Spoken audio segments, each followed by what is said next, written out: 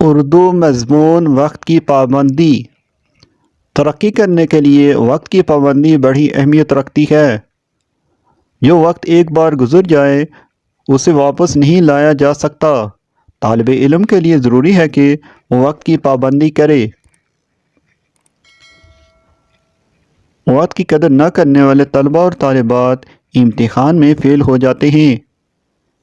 اس کے برعکس جو صبح سویرے مقررہ وقت پر اٹھتے، اسکول جاتے اور دل لگا کر پڑھتے ہیں وہ کامیاب ہو جاتے ہیں۔ قوموں کی ترقی وقت کی پابندی سے ہے۔ اسی طرح ہر آدمی وقت کا پابند رہ کر ترقی کر سکتا ہے۔